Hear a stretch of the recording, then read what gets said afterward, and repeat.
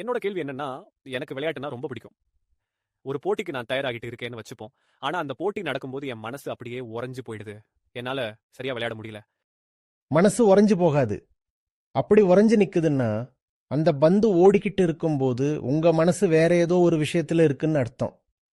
நான் ஜெயிச்சா எனக்கு சமூகத்துல ஒரு அங்கீகாரம் கிடைக்கும்னு நினைக்கிறேன். இது வெறும் அங்கீகாரம் பத்தின விஷயம் மட்டும் இல்ல. இங்க இருக்கிற எல்லாருக்கும் இது பொருந்தும். அடுத்து என்ன நடக்கும்னு நீங்க யோசிச்சாலே உங்களால முடியாது. ஒரு முக்கியமான போட்டியில விளையாடும்போது சந்தோஷமா இருக்க மறந்துடாதீங்க. எந்த நோக்கமும் இல்லாம போராடுங்க. போராடுங்க, ஏன்னா அது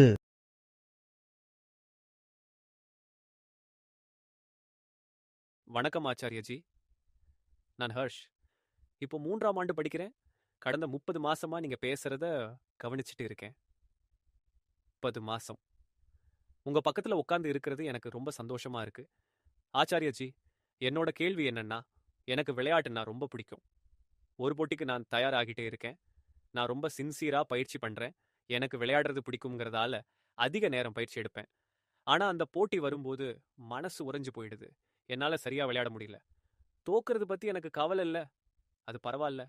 ஆனா ஏன் என்னால என் திறமைக்கு ஏத்த மாதிரி விளையாட முடியலங்கிறது தான் என்னோட முக்கியமான பிரச்சனை. பிராக்டிஸ் பண்ணும்போது நல்லா விளையாடுறீங்களா? ஆமா. ஆனா ஒரு வருஷமா இப்படித்தான் நடக்குது. அதனால அடுத்த போட்டிகள்ல கலந்துக்கிற ஆர்வமே எனக்கு குறைஞ்சிடுச்சு. அதுதான் காரணம்னு நினைக்கிறேன். ஜெயிக்கிறதுக்காக விளையாடுங்க. ஆனா அந்த வெற்றியோட முடிவை முன்னாடியே கற்பனை செய்யாதீங்க. கற்பனை செய்யாதீங்க. நீங்க என்ன விளையாட்டு விளையாடுறீங்க? ஹாக்கி விளையாடுறேன். சரி, ஜெயிக்கிறதுக்காக விளையாடுங்க. ஜெயிக்கணும்னே விளையாடுங்க. ஆனா அந்த வெற்றிக்கு அப்புறமோ இல்ல தோல்விக்கு அப்புறமோ என்ன நடக்கும்னு ரொம்ப கவலைப்படாதீங்க. நான் அதை பத்தி கவலைப்படுறேன்னு நினைக்கிறேன். அதுதான் உங்களை தடுத்து நிறுத்துது. நான் இதுக்கான காரணங்களை தேடி பார்த்தேன். என்னோட சுயமரியாதைய இந்த வெற்றி தோல்வியோட நான் ரொம்ப இணைச்சு பார்க்குற ஒரு நிலைமையில இருக்கேன்னு தோணுது. இல்ல, ஜெயிக்கிறதுங்கிறது சரிதான். ஜெயிக்கிறதுல தப்பில்ல. ஆனா அந்த வெற்றி அர்த்தமற்றதா இருக்கணும். அர்த்தமற்றதுன்னு நான் சொல்றது ஏதோ எதிர்மறையான விஷயம் கிடையாது. அது எந்த உள்நோக்கமும் இல்லாததா இருக்கணும்னு சொல்றேன். வெற்றிங்கிறது உங்க குறிக்கோளா இருக்கலாம். ஆனா அந்த வெற்றி உங்களுக்கு இன்பங்கள் அள்ளித்தருங்கிற எதிர்பார்ப்பு அங்க இருக்கக்கூடாது. நான் ஹாக்கி மைதானத்தில் இருந்தா கோல் போடணும்னு நினைப்பேன். பந்தை சரியா பாஸ் பண்ணணும்னு நினைப்பேன். சரியா அதை பிடிக்கணும்னு நினைப்பேன். ஒரு நல்ல வீரனா இருக்கவும், என் அணி ஜெயிக்கிறதுக்கு தேவையான எல்லாத்தையும் செய்யவும் நான் முனைப்போட இருப்பேன். அது சரி. ஆனா அந்த வெற்றி எனக்கு என்ன கொண்டு வந்து தரும்னோ இல்ல அந்த தோல்வி எனக்கு என்ன பாதிப்பை உண்டாக்கும்னோ நான் யோசிக்கவே மாட்டேன். இல்லவே இல்ல. நான் இதை பத்தி முன்னாடி நிறைய யோசிப்பேன். இதை பத்தி யோசிக்க கூடாதுன்னு எனக்குள்ளேயே சொல்லிப்பேன். ஆனா மனசு என் கட்டுப்பாட்டுல இல்ல. மனசு திரும்ப திரும்ப அந்த விஷயத்தை பத்தியே யோசிட்டு இருக்கு. அப்படின்னா உங்களுக்கு ஹாக்கி மேல போதுமான காதல் இல்லைன்னு தான் அர்த்தம். ஹாக்கி மேல உங்களுக்கு அவ்வளவு காதல் இருந்தா அங்க எதிர்காலத்தை பத்தின எந்த ஒரு எண்ணமும் உள்ள நுழையறதுக்கு இடமே இருக்காது. சொல்லப்போனா ஹாக்கியோட தன்மையே எப்படின்னா, சில நேரங்கள்ல பந்து உங்ககிட்ட இருக்காது, இல்லையா? அந்த நேரத்துல தான் நீங்க கண்டதையும் யோசிக்க ஆரம்பிக்கிறீங்க. இல்ல, அந்த நேரத்துல என் மனசு உறைஞ்சு போயிடுது.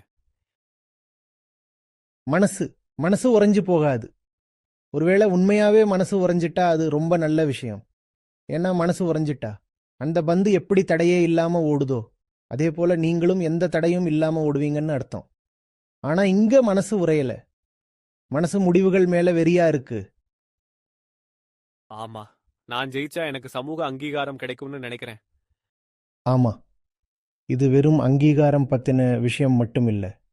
இது வெறும் ஹாக்கி பத்தினதும் இல்ல. படிப்புக்கும் இது ரொம்பவே பொருந்தும். இங்க இருக்கிற எல்லாருக்குமே இது பொருந்தும். அடுத்து என்ன நடக்கும்னு நீங்க யோசிச்சாலே இப்போ இங்க இருக்கிற விஷயத்துல உங்களால முழுமையா மூழ்க முடியாது. நடைமுறை அளவுல சில உடனடி இலக்குகள் இருக்கலாம். அதை ஒருத்தர் ஞாபகம் வச்சுக்கலாம். ஆனா அதை ரொம்ப தூரம் எதிர்காலத்துக்குள்ள இழுத்துட்டு போகக்கூடாது. எதிர்காலத்தை பத்தியும் முடிவுகளை பத்தியும் அதுக்கப்புறம் வரப்போற விளைவுகளை பத்தியும் நீங்க யோசிச்சுட்டு இருந்தா அது உங்களை அப்படியே முடக்கிடும்.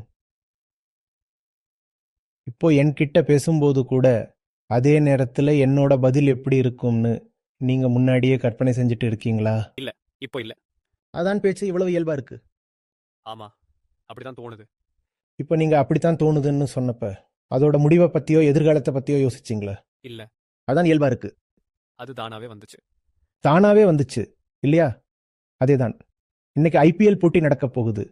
அந்த வீரர்கள் நான் தோத்துட்டா என்ன ஆகும், ஜெயிச்சா என்ன ஆகும், இது என்னோட வெற்றியா இருக்குமே, நான் தான் உலகத்திலேயே சிறந்த வீரனா இருப்பேனோ, இப்படியெல்லாம் யோசிக்க அவங்களுக்கு நேரம் இருக்கும்னு நினைக்கிறீங்களா? இல்லவே இல்லை, எதுவுமே இல்லை. இதையெல்லாம் நீங்க யோசிக்க ஆரம்பிச்சுட்டா அங்க அந்த இயல்பான வேகம் இல்லாம போயிடும். இது ஒரு பக்கம் முடிவுகளை பத்தின பயம்னா, அதை விட முக்கியமா நீங்க செய்யற அந்த செயல் மேல உங்களுக்கு காதல் இல்லைங்கிறது தான் இதோட உண்மையான அர்த்தம். நான் இத பத்தி தீவிரமா யோசிச்சு பார்க்கிறேன். இது ரொம்ப உதவியா இருந்துச்சு. பயிற்சி அப்போ நிஜமாவே இதெல்லாம் யோசிக்கிறது இல்ல. ஏன்னா அங்க முடிவுகள் பொருட்டு இல்ல. ஆமா. அதான் நான் ஒரு நாளைக்கு 4-5 மணி நேரம் பயிற்சி பண்றேன். எனக்கு அது சந்தோஷமா இருக்கு. ஏன் இவ்வளவு நேரம் பயிற்சி பண்றேன்னு மத்தவங்க கேட்பாங்க. ஆமா, அதே சந்தோஷத்தை மைதானத்திலையும் வச்சுக்கோங்க. ஒரு போட்டி ரொம்ப முக்கியமானதுன்னு சொல்லப்படும் போது அங்கேயும் சந்தோஷமா இருக்க மறந்துடாதீங்க. புரிஞ்சுது. Thank you very much.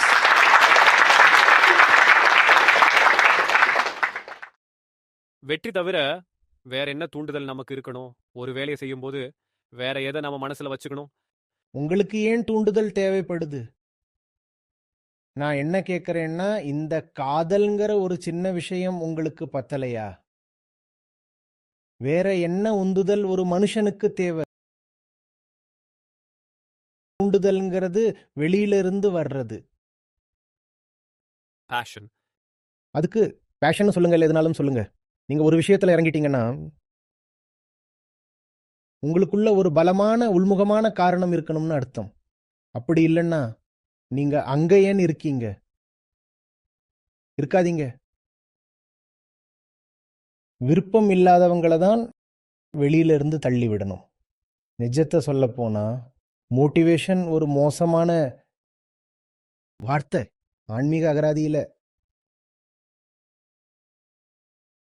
பகவத்கீதையே நோக்கமற்ற செயல் சுத்தித்தான் இருக்கு. நோக்கமே இல்லாத செயல்.